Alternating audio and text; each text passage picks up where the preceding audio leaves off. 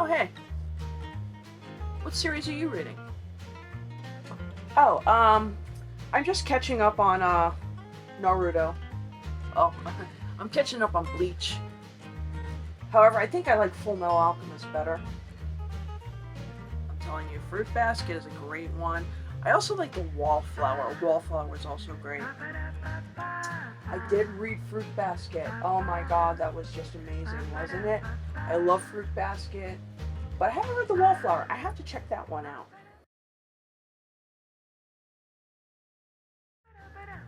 What book series are you reading? Oh, it's, I died on my way to work and I woke up in another world where I was now gender swapped and I am on a mission to find the key to the sword that will save the universe in order to get myself back to my other planet. But I've fallen in love with a prince and I don't know if I want to leave. But he has a cursed spell on him, so I need to find a way to break that. And I just learned that I might not actually be who I am, but once I get through the gates of multiple dimensions, I can find a way to search for the trophy that might actually have the answers to all my problems. No, I was asking for the title, not the synopsis. No, that's the title.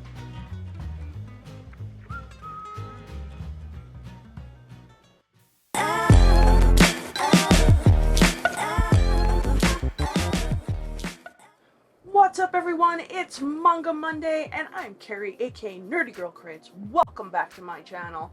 We are getting back into manga after a couple of weeks of looking at some manhwa/webtoons, and I am really excited to talk about this next series. But before we get into that, I want to remind everyone we are very, very, very close to 600 subscribers.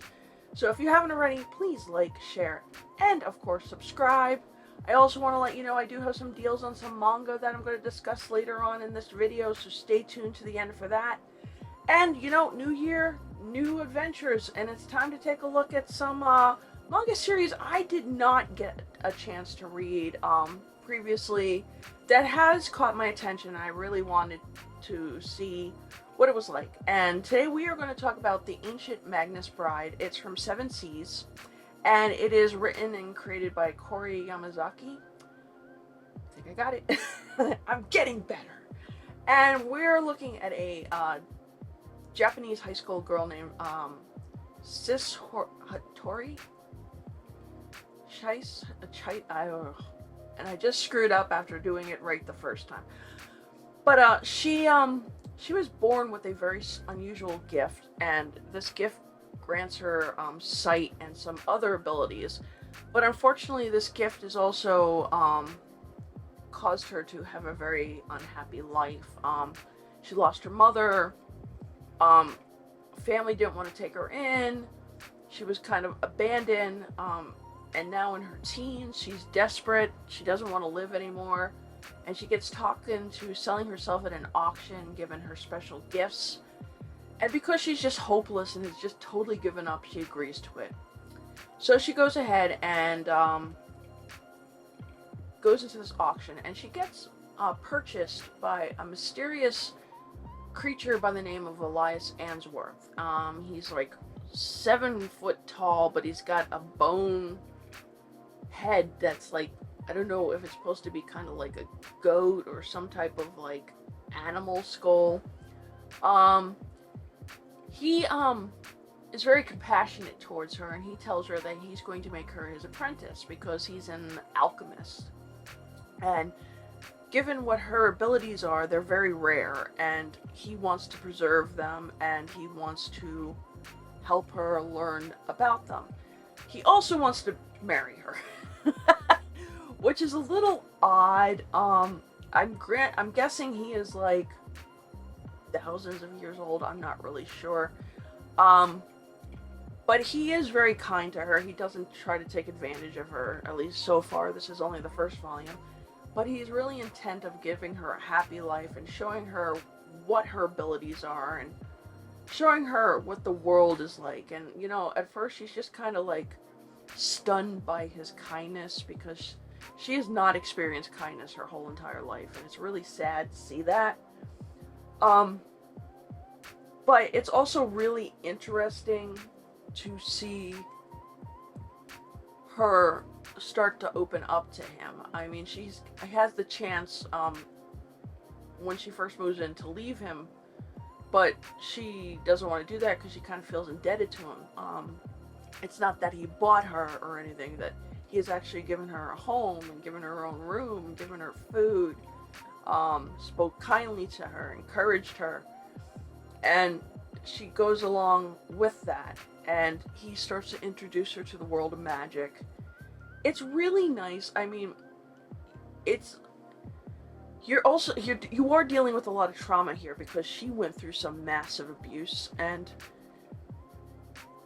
to see a character grow, it's kind of like we just talked about My Happy Marriage on our Heartless Weebs live stream, and you have a character there too who's been kind of like shunned, but the difference is they felt she didn't have any abilities, which she does.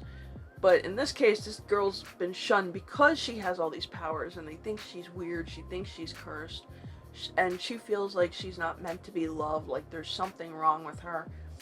But Elias goes out of his way to show her she is worth living. You know, she has a reason to live, and he wants her to be happy, even though he doesn't know her. There's a lot of mystery surrounding Elias too. You know, he looks frightening with this skull face. He looks like a demon, but he's very kind, and it's like the opposite of what you're expecting. He's from London, and that's where he brings her to live, is outside of London, and he's got a past. You sense he's the last of his kind. You also find out, and a lot of people show him a lot of respect. I'm not sure if it's out of fear or it's because of what he's earned and the abilities he's accumulated over time. You also see his interaction with other characters. There's some characters that are very much weary of him. There's other ones that also feel very indebted to him and are willing to help him when he needs it. So it's kind of like almost like a Beauty and the Beast type story in a weird way. Except he can transform himself to look like a normal human when necessary. Because he says to her, I don't want to walk around the streets of London with this face. It might make people feel awkward. And, well, yeah. But it's really good so far. I'm hoping, you know, we get to see more of the magical abilities. We did get introduced to some magical creatures. There's these creatures that are kind of like fairies. And they're very tricky. And they kind of trick her during their first meeting to kind of leave the house and try to drag her back to their dimension. I don't think they're evil, they're just kind of like mischievous. There's also these other creatures that she can see, and which is rare for a human, but because of what she is, she has this ability to see them. There's this one, I don't know what it was called, but it's almost like a lizard type thing that takes to her like a pet. I know there's other characters that are going to be introduced. I started to watch the anime, but I was trying not to go too far because I wanted to read the manga and not get spoiled by watching the anime too far ahead. I do like the interaction with the group of characters, like this new world, her kind of like experiencing it. It's not just a new world that's full of magic, it's a new country. You know, she's got to learn to adapt. She's also trying to find her confidence. She's not used to having somebody believe in her. So for Elias to be like, I want you to reach your full potential, I want to protect you, I want you to feel happy, it kind of starts lighting something in her to be motivated, and it's really nice. The other thing I like is the art. I do like the art style in this, kind of like emphasizing the classic London atmosphere, even though this is set in present time with the old stone houses, the streets of London. Elias's way of dressing is very old-fashioned, you know.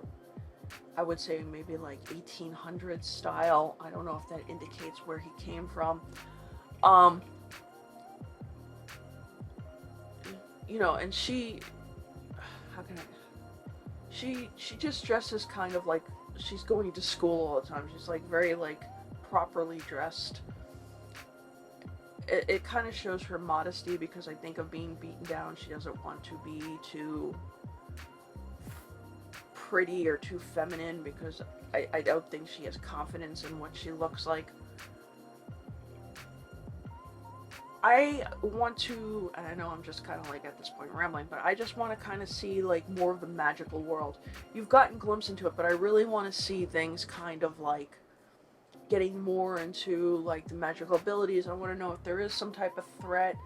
Why is her kind, you know, rare? What happened to the rest of them? Is it because humanity stopped believing in fantasy? Is there another reason? I kind of feel like something is going to come along and upset her happy life right now, and it wouldn't be surprising. And I want to know, can she have like some type of romantic relationship with Elias? Because he is a completely, from what I understand, a completely different creature from her. So how are you like intimate with somebody who looks like a dead skeleton with head? I don't know if the rest of him is a skeleton too, but unless there's a curse upon him, maybe. I know, like I said, I've compared this to Beauty and the Beast, but this is the Ancient Magnus Bride. I really do like that setting of being in England. I do like seeing a character who has somebody who's, and I'm repeating myself again, who has somebody who's really encouraging her to embrace that power she's always feared, because it's taken so much from her. I want to see her growth. I want to see more, learn more about Elias. I want to see more of the magical world. I mean, I think it's going to be exciting, and I hope, you know, it stays the course, and maybe somewhere down the line I can do like a follow-up review on this. But that is the Ancient Magnus Bride. Now, as for manga, if you are looking for deals on manga, I would like to recommend Takara Cafe. They are online. I have the link down below. I also have a coupon code for 5% off. They have great deals on manga. They have box sets. They even have some out-of-print volumes. So if you might be looking for a certain volume that's been out of print, they might have it. I would say go in there and look.